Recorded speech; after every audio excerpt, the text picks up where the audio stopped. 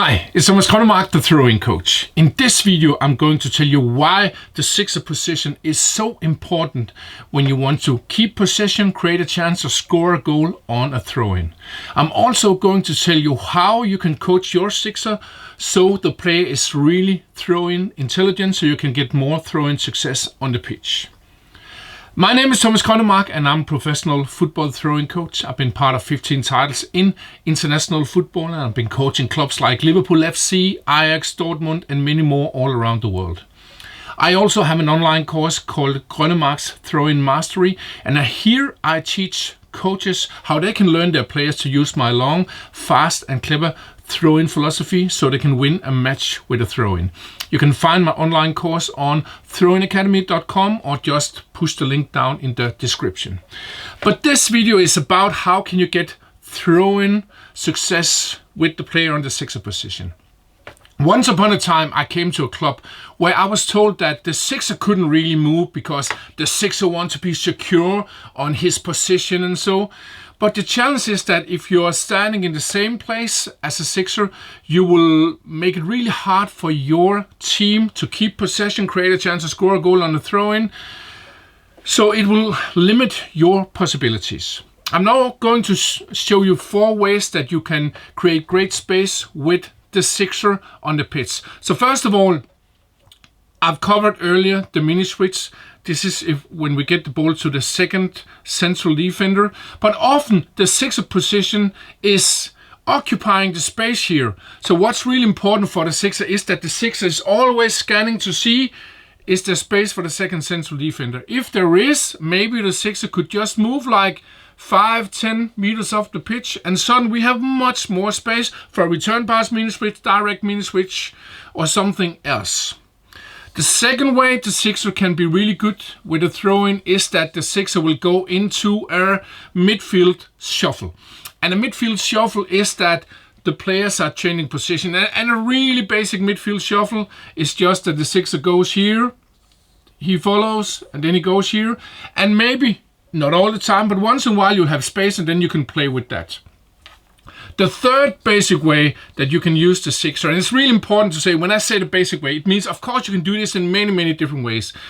But one of the ways the sixer can be used is if the sixer makes a block or a screen. So the way the sixer can do this is by set a screen here and maybe the other one goes here.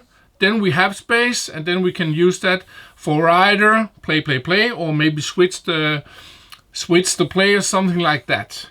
So this was like the third way. And then the fourth general way to do it is that if the opponent's defending pattern while the midfield is shuffling is suddenly getting a little bit flat, and again I've been covering the opponent's defending pattern in another video, then maybe sometimes the sixer can go in behind.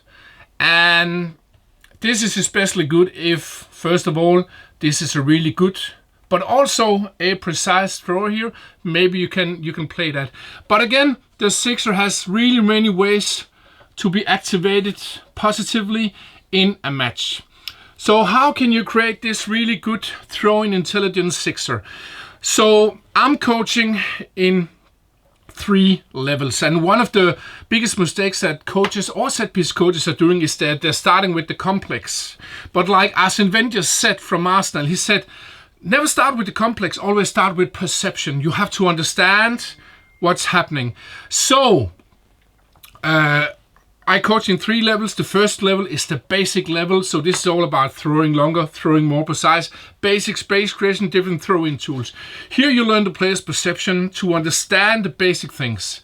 The second part of my training or level of my training is small-sided games. I have basic small-sided games, fast small-sided games, tool-specific small-sided games, and zone-specific small-sided games. And here in those small-sided games, they learn, of course, to have many different actions, often in a smaller space, but you can also do it with different kinds of marking and so. And then I have the third level, and this is about the strategy in the different zones.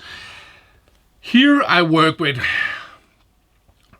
defending end, middle end, attacking end, and a way you can work with the sixer is, for example, to work from the middle zone, and here you can put different kinds of defending, so you put the sixer in different situations too.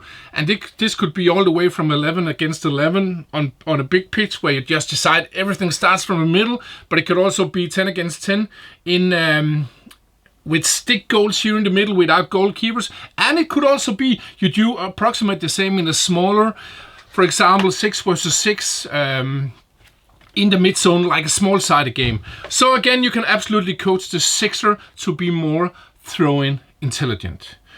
But that was it from me with this video. Are you interested in getting a visit from me either to your club or to your federation? Because I'm also coaching federations all around the world. You're welcome to contact me.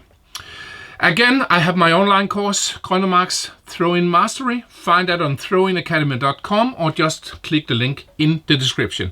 Do you have any questions for me? You're absolutely welcome to write either directly here in the comments or write a mail to me at info@throwin.dk. Have a fantastic day. I wish you a lot of great throw-ins. Bye bye.